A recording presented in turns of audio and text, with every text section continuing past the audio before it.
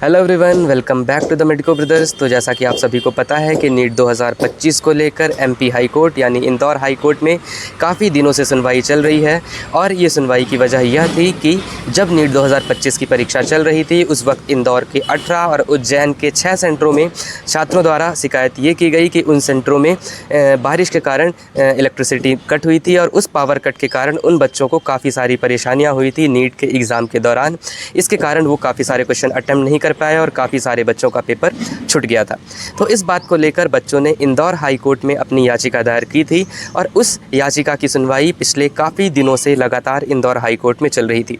इस याचिका की पहली सुनवाई 25 मई को होनी थी, जो कि आगे एक्सटेंड करके 29 मई और उसके बाद 5 जून के बाद 9 जून के बाद 16 जून और अब वो एक्सटेंड होते होते 30 जून तक पहुँच गई थी। और अब 30 जून को इंदौर हाई कोर्ट ने इस मामले पर अपना आखिरी फैसला सुना दिया है। इंदौर हाई कोर्ट ने फाइनली इस कंक्लूज़न में सारे पक्ष एनटीए की तरफ से भी रखे गए और बच्चों के तरफ से भी पक्ष रखा गया और इसको लेकर इंदौर हाई कोर्ट इस नतीजे पर पहुंचा है कि अब उन बच्चों का दोबारा से रीनीट होना है। उन 75 बच्चों का दोबारा से रीनीट कंडक्ट कराया जाएगा। ये निर्देश दिए गए हैं इंदौर हाई कोर्ट की तरफ से एनटीए को। तो अब उनका रीनीट कब होगा इसकी डेट अब एनटीए डिसाइड करेगा, पर ये चीज़ अब कंफर्म हो गई है कि उन 75 बच्चों का दोबारा रीनीट होने वाला है। साथ ही आपको बता दें कि एनटीए ने ये बात भी अपनी तरफ से रखी है कि जिन बच्चों ने 3 जून के पहले अपनी याचिका दायर की थी सिर्फ उन्हीं बच्चों का रीनीट होना है। जिन बच्चों ने 3 जून के बाद अपनी याचिका दायर करी है उन बच्चों के लिए रीनीट कंडक्ट नहीं होगा। कोर्ट ने साथ ही कहा है कि इस विशेष परीक्षा में प्राप्त अंकों के आधार पर ही याचिकाकर्ताओं की रैंक तय की जाएगी। यह परीक्षा दोबारा केवल उन 75 छात्रों के लिए ही आयोजित की जाएगी जिसका परिणाम नीट की और आपका जो एक बार परिणाम आ चुका है, एक बार जो परीक्षा परिणाम आ चुका है वो परीक्षा परिणाम अब दोबारा से घोषित किया जाएगा और इन 75 छात्रों के एग्ज़ाम कंडक्ट होने के बाद जो इनका रिज़ल्ट आएगा इन छात्रों का रिज़ल्ट इंक्लूड करके वो नया रिज़ल्ट घोषित किया जाएगा। तो ऐसी पॉसिबिलिटी है कि आपकी रैंक में भी थोड़ा बहुत बदलाव देखने को मिल सकता है। अगर हम देखें तो नीट की परीक्षा में करीब 22,80,000 बच्चे इस बार अपीयर हुए थे। तो इतनी अपीयरेंस में अगर 75 बच्चे बढ़ भी जाते हैं तो रैंक में ज़्यादा प्रभाव ऑल इंडिया रैंक में तो देखने को नहीं मिलेगा।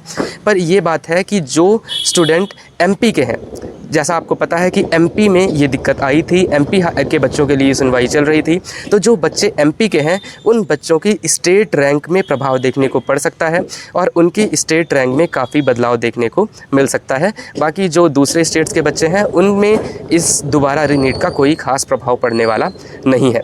तो कोर्ट ने यह स्पष्ट किया है कि जिन छात्रों का परिणाम पहले ही घोषित हो चुका है लेकिन उन्होंने 3 जून के पहले याचिका दायर की है उनका रीनीट होने वाला है और जिन लोगों ने 3 जून के बाद याचिका दायर की है उनका अब रीनीट नहीं होगा। साथ ही सुनवाई के दौरान अदालत ने परीक्षा के दिन छात्रों की कठिनाई को समझने के लिए कोर्ट रूम की लाइट्स बंद कर उस स्थिति का आकलन भी किया था। कोर्ट ने 19 पन्नों के आदेश में माना कि छात्रों की कोई गलती नहीं थी, फिर भी उन्हें बिजली कटौती की वजह से कठिन परिस्थितियों में परीक्षा देनी पड़ी। अदालत ने यह भी कहा कि यह असमानता थी क्योंकि कुछ परीक्षार्थी ऐसे कमरों में बैठे थे जहाँ प्राकृतिक प्रकाश की भरपूर व्यवस्था थी। तो इस मामले पर एनटीए या फिर सरकार का क्या पक्ष था? तो इस मामले में 9 जून को पिछली सुनवाई हुई थी। एनटीए की ओर से भारत सरकार के solicitor general Tushar Mehta, panel वकील रूपेश कुमार और deputy solicitor general Ramesh Dave ने वर्चुअली अदालत में अपना पक्ष रखा था। उन्होंने दावा किया कि जिन केंद्रों पर बिजली गुल हुई थी वहां पावर बैकअप की पर्याप्त व्यवस्था थी। तो अब बात करते हैं कि इस मामले पर छात्रों की तरफ से क्या पक्ष रखा गया। तो छात्रों की ओर से वकील मृदुल भटनागर ने सरकारी पक्ष के दावे को खारिज करते हुए कहा कि खुद एनटीए के सेंट्रल ऑब्जर्वर ने रिपोर्ट में लिखा है कि कई केंद्रों पर जनरेटर उपलब्ध नहीं थे और पर्याप्त रोशनी की व्यवस्था भी नहीं थी। वकील ने उज्जैन के उन 6 परीक्षा केंद्रों की रिपोर्ट भी कोर्ट में प्रस्तुत करने की मांग की जहां बिजली कटौती के चलते परीक्षा प्रभावित हुई थी।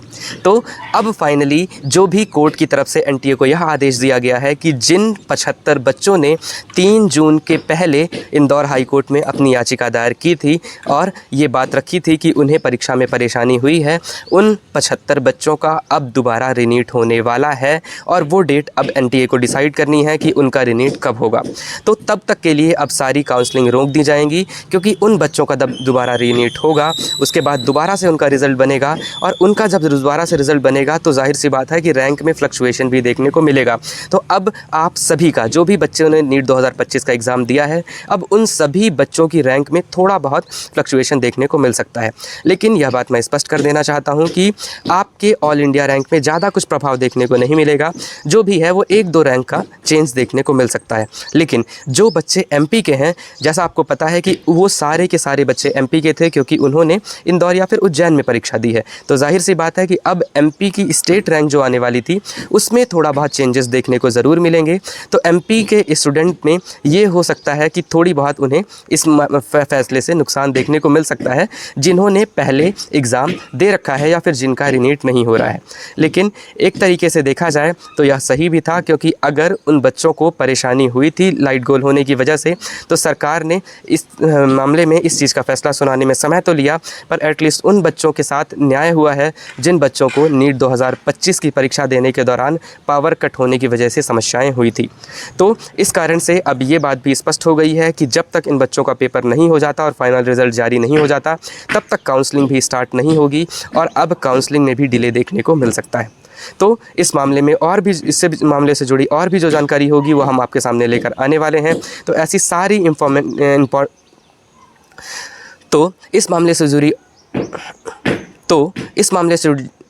तो इस मामले से जुड़ी और भी जो जानकारियां होंगी वो हम आपके लिए लेकर आने वाले हैं। साथ ही काउंसलिंग रिलेटेड जो भी जानकारियां हैं, या फिर आपको नीट एग्ज़ाम रिलेटेड जो भी कंटेंट चाहिए, एमबीबीएस रिलेटेड जो भी डाउट्स हों, स्कॉलरशिप रिलेटेड आपके जो भी डाउट्स हों, वो आप हमसे इस वीडियो में कमेंट करके पूछ सकते हैं। हम जल्द से जल्द उस पर वीडियो बनाने का प्रयास करेंगे। So this is all about the video. इसी तरह के इन्फॉर्मेटिव कंटेंट के लिए जुड़े रहिए मेडिको ब्रदर्स के साथ। Thank you so much.